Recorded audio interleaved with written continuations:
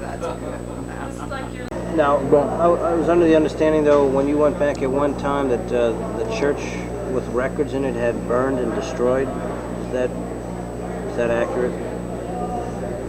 Because I've seen that, that's why I'm letting you know. No. What are you referring to? On St. Kitts. Dad had mentioned that you went back to research some records. No. The fact is I found it. So it could not have been destroyed. Yeah. But, I know what he's talking about. All man was able to tell me, that's my mother, she was born after the Great Fire. In other words, that was a milestone, the Great Fire. So I tried to find some old heads, quote unquote, old heads, who would know something about the Great Fire. And they gave me the approximate time, maybe give or take a couple of years. And as a result, I found it in the ledger. And that of the others, Doris, Marjorie, and Maisie. Now,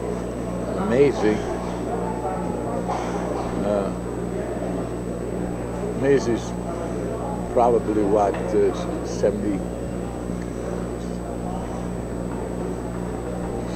She mentioned it not too long ago, if you may recall. I don't remember their ages, I don't remember. Maisie's the youngest of the family.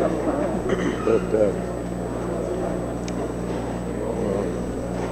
now this coming September, the 12th, I'll be 84, 85. Born in 1902. 2 from 6 leads 4.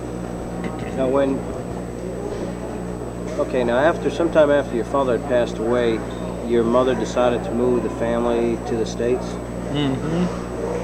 Do you know of any special reason?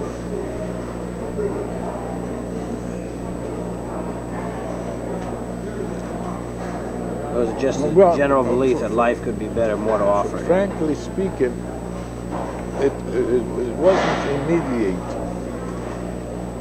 It was, I should imagine, there was several years had lapsed. And she decided to come here.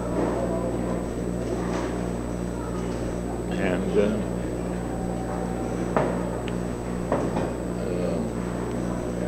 Doris, the eldest one, she was the first to journey here.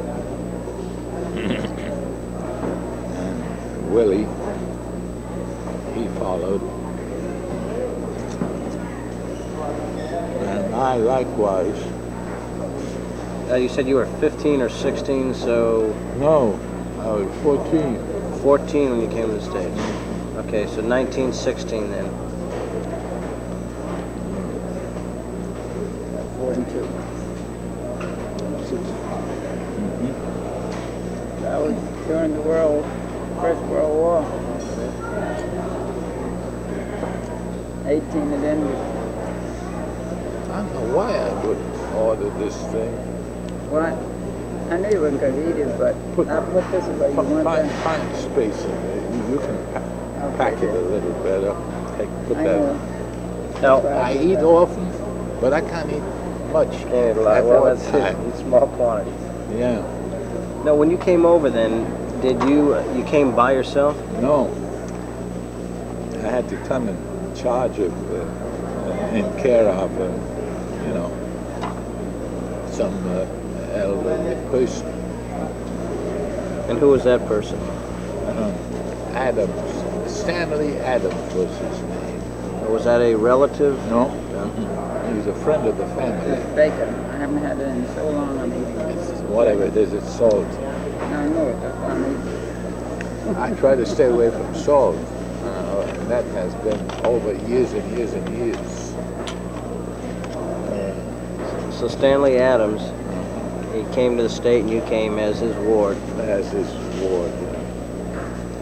And now, did you reside with him for a while, or did you go with your sister? My sister, Doris, she was married then. And so I came to her residence. And that was at 143rd Street, between 7th and Lenox Avenue, Manhattan.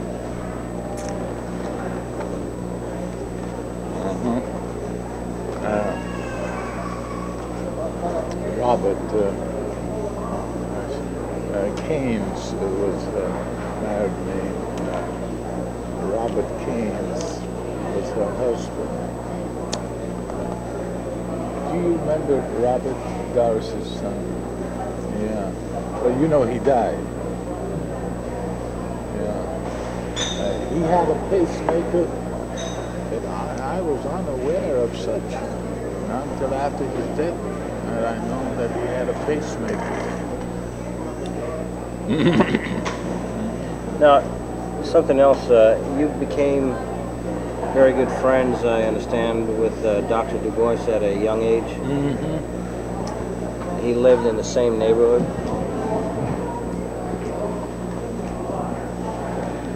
No. Close? No, Okay.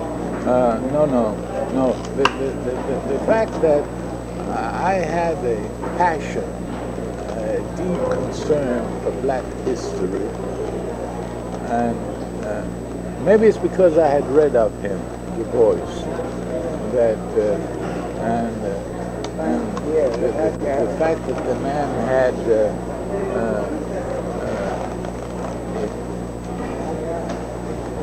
six?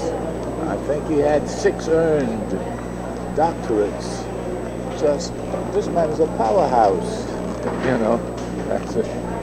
Well, I've always looked forward to those who stand for something, who were outstanding. And on my graduation from with Clinton, I approached him and offered my services to dust off his books. I was then 16 years of age, and he took me up on it. I wanted to gain exposure to his library because he had what I needed. And as it turned out, after some years,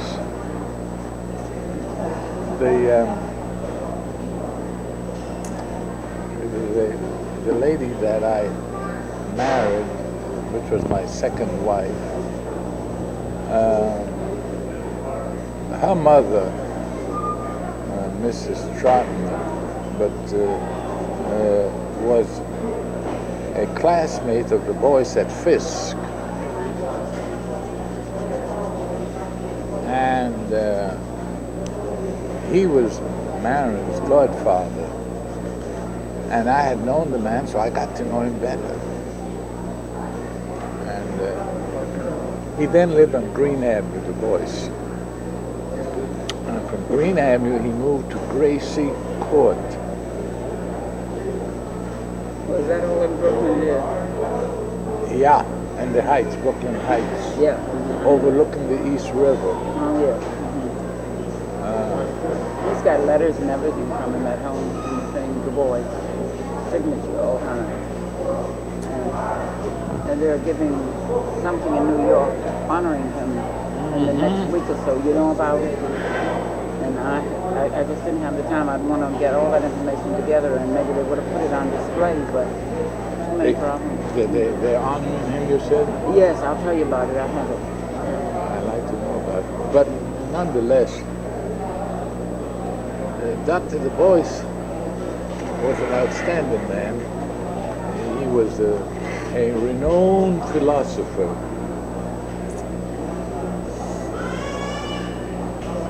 There's that little angel back of you. Yes.